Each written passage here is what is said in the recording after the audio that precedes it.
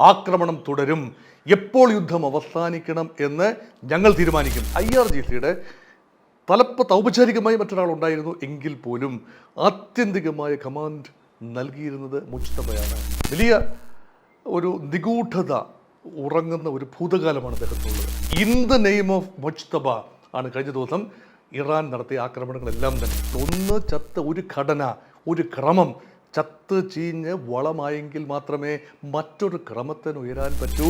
ഈ യുദ്ധം മാറിവരുന്ന geo political റിയാലിറ്റിക്കുള്ള ആദ്യ സൂചനയാണോ?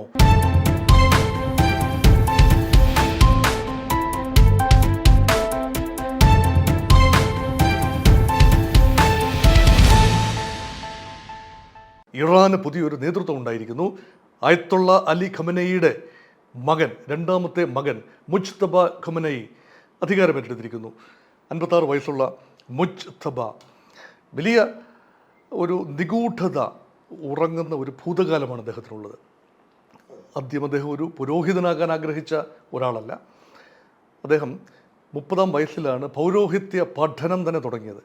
വളരെ വൈകി അദ്ദേഹം ആ രംഗത്തേക്ക് വരികയാണ്. ഒരുപക്ഷെ മനസ്സോടെ വരികയാണ്. പക്ഷേ കഴിഞ്ഞ ഒരു 1.5 പതിറ്റാണ്ടെങ്കിലും ഇറാൻ്റെ യഥാർത്ഥ ഭാഗധേയം നിശ്ചയിച്ച അയത്തുള്ള ഖൊമേനിയുടെ പിന്നിലെ ഏറ്റവും പ്രധാന ചാലകശക്തിയായിരുന്നു, പ്രേരക ഘടകമായിരുന്നു മുജ്തബ ഖൊമേനി എന്ന കാര്യത്തിൽ യാതൊരു സംശയവുമില്ല.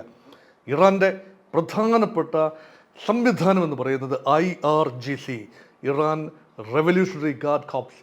ആ ഒരു സംവിധാനത്തിനെ നയിച്ചിരുന്നതും നിയന്ത്രിച്ചിരുന്നതും ഡിഫാക്റ്റോ മുജ്തബ ഖൊമേനിയാണ് എന്നതാണ് ഇപ്പോൾ വെളിവായിരിക്കുന്നത്.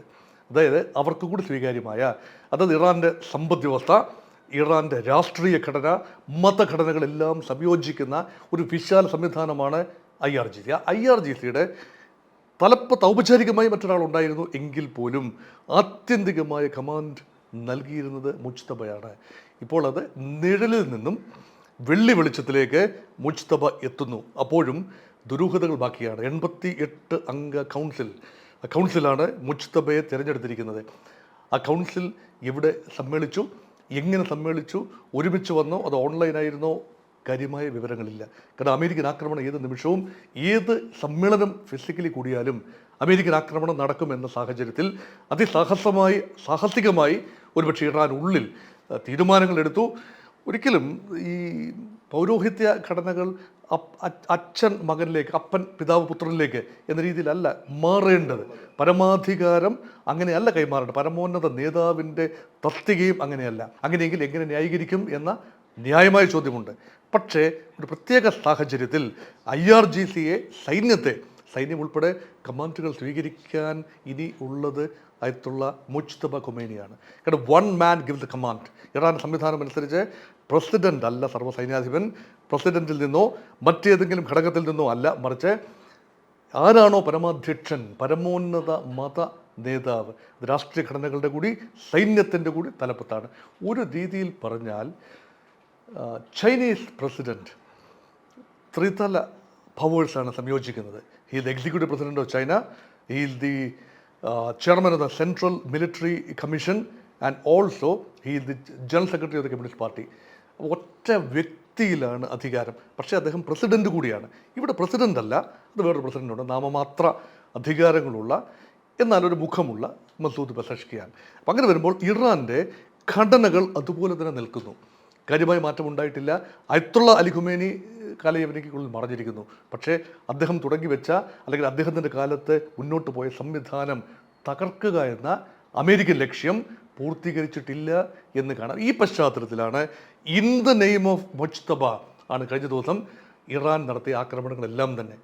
അപ്പോൾ ആ ഒരു പശ്ചാത്തലത്തിൽ 11-ാം ദിവസം കഴിയുമ്പോൾ യുദ്ധതന്ത്രങ്ങൾ മാറുമോ? കൂടുതൽ ഹാർഡ് ലൈൻ ലീഡർഷിപ്പിലേക്ക് വരുന്നു. ഒരു മിതവാദി നേതൃത്വമുണ്ട്, അതാണ് മസൂദ് പെസഷ്കിയാൻ. ഇറാൻ്റെ തിരഞ്ഞെടുപ്പ് പോലും, പ്രസിഡന്റ് തിരഞ്ഞെടുപ്പ് പോലും പരമോന്നത നേതാവ് അനുവദിക്കുന്ന മിതവാദി ഒരാൾ, സ്വല്പം കൂടെ തീവ്ര നിലപാടുള്ള മറ്റൊരാൾ, ഇത് തമ്മിലുള്ള ഒരു പോരാട്ടമാണ് നടക്കുന്നത്. അതിൽ തന്നെ മസൂദ് പെസഷ്കിയാൻ എന്ന മിതവാദിയാണ് ഇറാൻ ജനത പ്രസിഡന്റായി തീരുമാനിച്ചത്. അതേസമയം നോക്കൂ, ഇപ്പോൾ ഈ ആക്രമണത്തിൽ കഴിഞ്ഞ ആ, കഴിഞ്ഞ 28-ാം തീയതി ആക്രമണത്തിൻ്റെ ആദ്യ നിമിഷങ്ങളിൽ കൊല്ലപ്പെട്ട 48 പേരുടെ കൂട്ടത്തിൽ അയത്തുള്ള അലി ഖമനിയോടൊപ്പം കൊല്ലപ്പെട്ട ആളുകളുടെ കൂട്ടത്തിൽ അഹമ്മദി നിജാദ് എന്ന ഒരു തീവ്ര നിലപാടുകാരനായ മുൻ പ്രസിഡന്റ് കൂടി ഉണ്ടായിരുന്നു. അത് 2015-ലാണ്. ആ പ്രസിഡന്റിനെ തിരഞ്ഞെടുക്കാനുള്ള സംവിധാനത്തിന് പിന്നിൽ ചുക്കാൻ പിടിച്ചുകൊണ്ടാണ് മുഖ്യധാരയിലേക്ക് മുജ്തബ ഖൊമൈനി വരുന്നത്. പിന്നെ 2019 വീണ്ടും ആ ഒരു നജാദ് തിരഞ്ഞെടുക്കപ്പെടുന്നു. അപ്പോൾ ജനകീയ പ്രക്ഷോഭം ഉണ്ടായി. ആ ജനകീയ പ്രക്ഷോഭത്തെ ഉരുക്കുമുഷ്ടി കൊണ്ട് അട്ടിച്ചമർത്തി എന്ന ഒരു പേരുദോഷവും മുജ്തബ ഖൊമൈനിക്ക് ഉണ്ട് എന്നതും മറക്കാനാവില്ല. അതുപോലെ തന്നെ മാഷ അമിനി ശിരോവസ്ത്രം ധരിക്കുന്ന വിഷയത്തിൽ കൊല ചെയ്യപ്പെട്ടു, അല്ലെങ്കിൽ ആൾക്കൂട്ട മോബ് ലിഞ്ചിങ്ങിന് വിധേയയായി. അങ്ങനെ 2022 ഉണ്ടായ ജൈവികമായ പ്രക്ഷോഭത്തെയും ഉരുക്കുമുഷ്ടി കൊണ്ട് അടിച്ചമർത്തുന്നതിന് പിന്നിലെ ശക്തി കേന്ദ്രം മുജ്തബ ഖൊമൈനി ആയിരുന്നു എന്നാണ് ചരിത്രം പറയുന്നത്. അപ്പം അങ്ങനെ കോൺട്രവേഴ്ഷ്യൽ ആണ്. അതേസമയം വൈവിധ്യങ്ങളാർന്ന പല ആംഗിളിൽ പുതിയ നേതൃത്വത്തെ കാണേണ്ടതുണ്ട്. അവിടെയാണ് പുതിയ രീതിശാസ്ത്രങ്ങൾ വരുമോ എന്ന് നോക്കി കാണേണ്ടത്. ഏത് യുദ്ധത്തിലും truth is the first casualty. സത്യം മരിക്കുന്നു. യുദ്ധം തുടങ്ങുന്നു, സത്യം മരിക്കുന്നു. പിന്നീട് കേൾക്കുന്നതെല്ലാം തന്നെ തന്ത്രപരമായ വാചകങ്ങളാണ്. അപ്പോൾ ആഞ്ഞടിക്കുന്നു എന്ന് പറയുമ്പോൾ ആഞ്ഞടിക്കുന്നു എന്നർത്ഥമില്ല. നാളെ രാവിലെ നേരം ഇരുട്ടി വെളുക്കുമ്പോൾ ഇന്നത് സംഭവിക്കുമെന്ന് പറഞ്ഞാൽ സംഭവിച്ചു കൊള്ളണമെന്നില്ല. അപ്രതീക്ഷിതമായ ആക്രമണം, ഇതാണല്ലോ യുദ്ധത്തിൻ്റെ പൊതുവെയുള്ള രീതിശാസ്ത്രം. യുദ്ധത്തിലും പ്രേമത്തിലും ഒരു നിയമവും ബാധകമല്ല എന്നാണ് കവി വചനം. ഇത് അതുപോലെ അക്ഷരാർത്ഥത്തിൽ പാലിക്കുന്നതാണ്. ഈ വൈരുദ്ധ്യങ്ങൾ രണ്ട് ഭാഗത്തുമുണ്ട്. മേക്ക് അമേരിക്ക ഗ്രേറ്റ് അഗൈൻ എന്നാണ് ട്രംപ് പറഞ്ഞത്. അമേരിക്കക്കാരെ പറഞ്ഞ് വിശ്വസിപ്പിച്ചിരുന്നത് ഞങ്ങൾ ആവശ്യമില്ലാതെ മുൻകാലങ്ങളിൽ ഇറാഖിൽ കൊണ്ടുപോയി പണം ഒഴുക്കി. എന്നിട്ടെന്തായി? അഫ്ഗാനിസ്ഥാനിൽ $6 ട്രില്യൺ ചിലവഴിച്ചു. എന്തായി ഫലം? വിയറ്റ്നാമിൽ മുൻകാലത്ത് നമ്മുടെ പൂർവ്വ പിതാമഹന്മാർ കാട്ടിയ അബദ്ധമുണ്ട്. അമേരിക്ക എന്ത് നേടി? അതുകൊണ്ട് അമേരിക്കയ്ക്ക് സ്വന്തം കാര്യം സിന്ദാബാദ്. ഈ ഒരു മാൻഡേറ്റാണ്, ഇതിനുള്ള മാൻഡേറ്റാണ് ട്രംപ് മാഗ ക്യാമ്പയിനിലൂടെ നേടിയെടുത്തത്. Make America great again without intervening in the matters of foreign countries. യൂറോപ്പിലോ ഏഷ്യയിലോ ഉള്ള പവർ പൊളിറ്റിക്സിൽ ബന്ധപ്പെടാതിരിക്കുക. അത് അട്ടിമറിച്ചുകൊണ്ടാണ് ഇപ്പോഴിതാ പുതിയ യുദ്ധമുഖം തുറക്കുകയാണ്. 6-7 യുദ്ധങ്ങൾ അവസാനിപ്പിച്ചു എന്ന് ക്ലെയിം ചെയ്യുന്ന ഡൊണാൾഡ് ട്രംപ് 8ാമത്തെ ഒരു യുദ്ധമുഖം തുറന്നിരിക്കുകയാണ്. അപ്പോൾ ഇത് വൈരുദ്ധ്യമാണ്. അതൊന്ന്. പിന്നെ ചർച്ചകൾ നടത്തിക്കൊണ്ടിരിക്കുന്ന സമയത്ത് ആരുമായിട്ടാണ് ചർച്ചകൾ? ഇറാൻ്റെ ഭരണകൂടവുമായിട്ടാണ് ചർച്ച. അപ്പോൾ ഇറാൻ്റെ ഭരണകൂടത്തെ അംഗീകരിക്കാതെ ചർച്ച ചെയ്യാനാവുമോ? ഇതാണ് ന്യായമായ ചോദ്യം. അയത്തുള്ള അലി ഖൊമൈനി നയിച്ച ഘടനകളുമായാണ്, ആ ഘടനകളുടെ പ്രതിനിധിയായിട്ടാണ് വിദേശകാര്യമന്ത്രി അബ്ബാസ് അറാക്ചിയെ ചർച്ചകൾക്ക് നിയോഗിച്ചത്. അദ്ദേഹവുമായിട്ടാണ് ട്രംപിൻ്റെ മരുമകൻ ജാരദ് കുഷ്ണറും ട്രംപിൻ്റെ പ്രത്യേക ഏജൻറ്റ് സ്റ്റീവ് വിറ്റ്കോഫും വിയന്നയിൽ വെച്ച് ചർച്ചയ്ക്കുള്ള ഒരു ഫ്രെയിംവർക്കിൽ മുന്നോട്ട് പോവുകയാണ്. 2 റൗണ്ട് ജനീവയിൽ വെച്ച് നടന്നു. അത് സാമാന്യം സുഗമമായിട്ട് തന്നെയാണ് പോയത് എന്നാണ് പൊതുവേ പറയപ്പെടുന്നത്. കാര്യമായ ആലോചനകളില്ലായിരുന്നു. ഇറാൻ ഒരു കരാറിൽ ഏർപ്പെടാൻ തയ്യാറുമായിരുന്നു. ഭാഗികമായെങ്കിലും അമേരിക്ക പറഞ്ഞ എല്ലാ കാര്യങ്ങളും ഗൺ പോയിന്റിൽ നിർത്തി കരാറിൽപ്പെടാനാവില്ലല്ലോ. പക്ഷേ ഇതെല്ലാം നടന്നുകൊണ്ടിരിക്കെ തന്നെ ഏകപക്ഷീയമായി പ്രീ എംപ്റ്റീവ് സ്ട്രൈക്കാണ്. അപ്പം ചതിച്ച് കൊല ചെയ്തു എന്നൊരു ചിന്ത ഇറാനിലുണ്ട്. ചർച്ചയ്ക്ക് പോകുമ്പോൾ ഒരിക്കലും യുദ്ധം പാടില്ല. പടക്കോപ്പുകൾ ചുറ്റും വിന്യസിക്കുന്നു എന്നത് ചർച്ച പരാജയപ്പെട്ടു എന്ന് പറഞ്ഞാൽ യുദ്ധമാകാം. പക്ഷേ പരാജയപ്പെട്ടിട്ടില്ല, ആ നിമിഷം വരെ പരാജയപ്പെട്ടിട്ടില്ലാതിരുന്ന ഒരു ചർച്ച തുടരും എന്ന് പറഞ്ഞ് പിരിഞ്ഞ വിയന്നയിൽ വെച്ച് നമ്മൾ കണ്ടുമുട്ടും, തുടരും. ആണവോർജ ഏജൻസിയുടെ സെക്രട്ടറി ഉണ്ടാകും, ചെയർമാൻ ഉണ്ടാകും എന്ന് പറഞ്ഞ് അർദ്ധോക്തിയിൽ നിർത്തിയ ചർച്ചയുടെ മധ്യത്തിൽ നടത്തിയ അരുംകൊല എന്ന നിലയിലാണ് ഇറാൻ കാണുന്നത്. അതുകൊണ്ട് ചതിക്ക് മറുചതി. അതുകൊണ്ടാണ് ഒരു പക്ഷേ പുറത്തു പറഞ്ഞത് ഗൾഫ് രാജ്യങ്ങൾ 7ാം ദിവസം ഇറാൻ പറയുന്നു ഞങ്ങൾക്ക് ഒരു പിഴവ് സംഭവിക്കുന്നു. അതായത് തങ്ങളുടെ സഹോദര രാജ്യങ്ങളാണ് ഇസ്ലാമിക രാജ്യങ്ങളായ GCCയിലെ രാജ്യങ്ങൾ, സൗദി അറേബ്യയും കുവൈറ്റും ഖത്തറും ബഹ്റൈനും UAEയും എല്ലാം തന്നെ ഞങ്ങൾ ആക്രമിച്ചു. അവിടെ അമേരിക്കൻ കേന്ദ്രങ്ങൾ ഉള്ളതുകൊണ്ടാണ് ഞങ്ങൾ ആക്രമിച്ചത്. അത് ന്യായം. പക്ഷേ അല്ലാത്ത ഇടങ്ങളിലും മിസൈലുകൾ പതിച്ചു, കൊളാറ്ററൽ ഡാമേജുകൾ ഉണ്ടായി. ഞങ്ങൾ ഖേദിക്കുന്നു, ഇനി ഉണ്ടാവില്ല. ഇത് പറയുന്നത് മിതവാദി പ്രസിഡൻ്റായ പെസഷ്കിയാനാണ്. പക്ഷേ ഉടനടി തന്നെ അതിന് തിരുത്തൽ വന്നു. പെസഷ്കിയാൻ തന്നെ തിരുത്തി പറഞ്ഞു ഞങ്ങൾ അമേരിക്കൻ താവളങ്ങൾ ആക്രമിച്ചുകൊണ്ടേയിരിക്കും. അമേരിക്കയ്ക്ക് നിങ്ങൾ താവളങ്ങൾ ഒരുക്കി കൊടുക്കുന്നതിൽ അൽ ഉദൈദ് താവളം, അമേരിക്കയുടെ ഏറ്റവും വലിയ വ്യോമതാവളം ഖത്തറിലാണ്. അതുപോലെ 5ാം കപ്പൽപ്പടയുടെ ആസ്ഥാനം ബഹ്റിനിലെ മനാമയിലാണ്.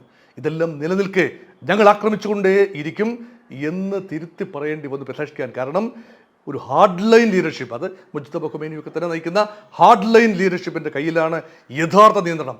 അങ്ങനെയെങ്കിൽ ഇറാൻ കീഴടങ്ങുന്നു എന്ന് ഉച്ചത്തിൽ പുരപ്പുറത്ത് കയറി ഡൊണാൾഡ് ട്രംപ് വിളിച്ചു പറയില്ലേ?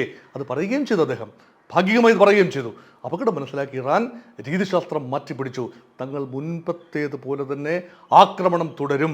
എപ്പോൾ യുദ്ധം അവസാനിക്കണം എന്ന് ഞങ്ങൾ തീരുമാനിക്കും. നിങ്ങൾ യുദ്ധം തുടങ്ങി വെച്ചു, യുദ്ധം എപ്പോൾ അവസാനിപ്പിക്കണമെന്ന് ഞങ്ങൾ തീരുമാനിക്കും. കല്ലേപ്പിളർക്കുന്ന ഒരു പ്രഖ്യാപനമാണ്. ആ ഒരു രീതിയിൽ രണ്ട് ഭാഗത്തും റിസോൾവ് ഉണ്ട്. അപ്പോൾ അവിടെ ആരാദ്യം കണ്ണ് ചിമ്മും? ഇതാണ്. അമേരിക്ക വേണമെങ്കിൽ ഇപ്പോൾ പറയാം, ഞങ്ങൾ പല മൾട്ടിപ്പിൾ ടാർഗറ്റ് അച്ചീവ് ചെയ്ത് കഴിഞ്ഞു. ഒന്ന്, പരമോന്നത നേതാവിനെ 1-ാം ദിവസം 1-ാം മണിക്കൂർ 1-ാം നിമിഷം വധിച്ചു. അത് വലിയ നേട്ടമാണ്. മിസൈൽ ശേഖരം, ഇറാൻ്റെ ആപത്കാരികളായ മിസൈൽ ശേഖരം വലിയ തോതിൽ നശിപ്പിച്ചു കഴിഞ്ഞു. ആണവ സാങ്കേതിക വിദ്യയുമായി ഇറാൻ ഇനി അടുത്ത 10 വർഷത്തേക്ക് മുന്നേറില്ല എന്ന് ഞങ്ങൾ ഉറപ്പുവരുത്തി.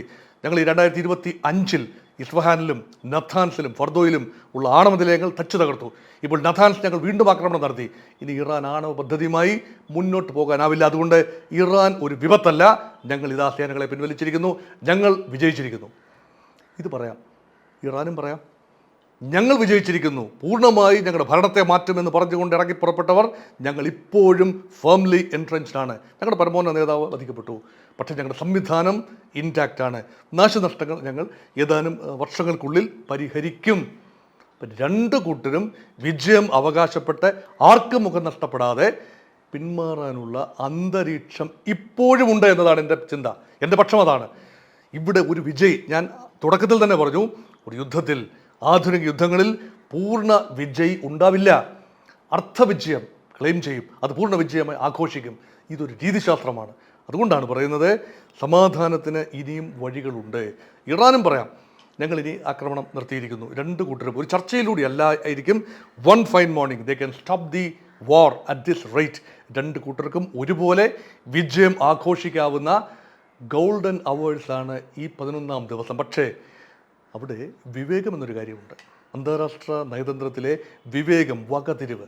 ഈ വകതിരിവ് എങ്ങനെയാണ്? ഇത് ഒരു സമ്മർദ്ദമുണ്ടെങ്കിൽ, ഇനിയിപ്പോൾ ഇറാൻ്റെ മേലല്ല സമ്മർദ്ദം, ഒരു സമ്മർദ്ദവുമില്ല ഇറാൻ്റെ മേൽ. നിലനിൽപ്പിന് വേണ്ടിയുള്ള പോരാട്ടത്തിലാണ് ഇറാൻ.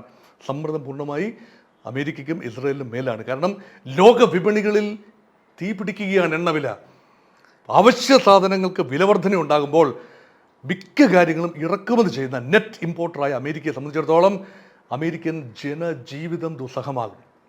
തൽക്കാലം അമേരിക്കൻ ഡോളറിന് മറ്റ് കറൻസിയുമായി നോക്കുമ്പോൾ, തട്ടിച്ച് നോക്കുമ്പോൾ ലേശം മേന്മ ഉണ്ടാകും, മേൽക്കൈ ഉണ്ടാകും. അത് താൽക്കാലികമാണ്.